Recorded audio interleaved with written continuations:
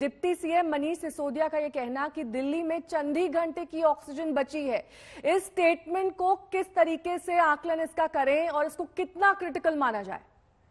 Absolutely critical होगा अगर ये सच है तो नेहा जी।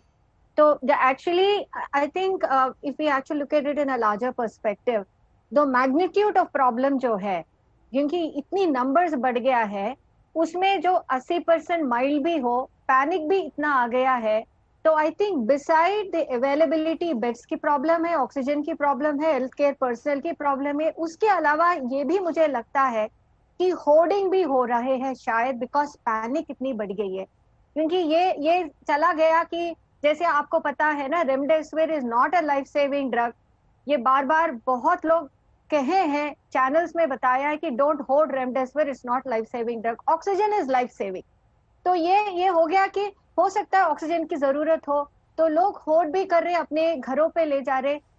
उस तरफ भी देखें कि जरूरत भी है, क्योंकि बेड्स नहीं है तो you have an oxygen portal at home so that you can survive.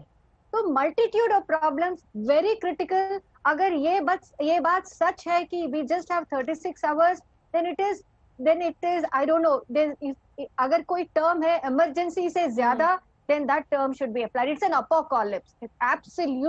It's critical. Doctor Ashish Jaiswal भी हमारे साथ जुड़े हैं। डॉक्टर आशीष, जिस तरीके से डॉक्टर पद्मा बयान कर रहे हैं कि बहुत ही क्रिटिकल ये वक्त है, कुछ ही घंटों का ऑक्सीजन होना, यानी कि जो लोग अभी भी लंबी कतारों में खड़े हैं, ऑक्सीजन का इंतजार कर रहे हैं, उनके परिजन परेशान हो रहे हैं।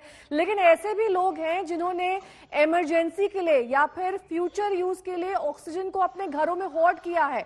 हालांकि इसके विपरीत कई डॉक्टर्स ने यह सलाह दी है कि घरों में ऑक्सीजन ना लें, सेल्फ यूजेज ना करें।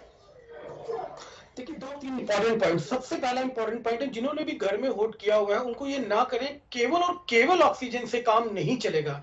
जरूरी है, हम समझते हैं ऑक्सीजन सबसे इंपॉर्टेंट है मैनेजमेंट में, और जो सबसे लास्ट में जब लंग का इन्वॉल्व होता है, ये ऑक्सीजन ही है जो बचा सकती है। पर होर्डिंग से कोई फायदा नहीं होगा, घर पे ऑक्सीजन लगाने से कोई फायदा नहीं होगा। अल्टीमेटली आप उसको केवल डिले ही कर रहे हैं। सेकंड पॉइंट से, ये अचानक से क्यों हो गया? जो अगर आप दिल्ली की रिक्वायरमेंट देखिए तो 300 मेट्रिक टन की रिक्वायरमेंट बढ़ा के 18 अप्रैल को बोला गया था, पर अचानक से उसी मीटिंग में बोला गया कि 700 मेट्रिक टन की जरूरत होगी। क्योंकि जो हम लोग एलोकेट कैसे करते हैं, हम मानते हैं कि 3% जो बेड है वो ऑक्सीजन बेड होने चाहिए, जो क्रिटिकल केयर के बेड्स हो सकते हैं। अब अचानक से इतने ज्यादा पेशेंट्स आ गए, और कुछ लोग, जिसको हम लोग हदस बोलते हैं, कुछ लोग इतना ये हो गए कि बस जल्दी से एडमिट हो जाए, तुरंत ही सारा ऑक्सीजन मिल जाए, और उस चक्कर में उनका सैचुरेशन घर पे भी टिप हो जाता है।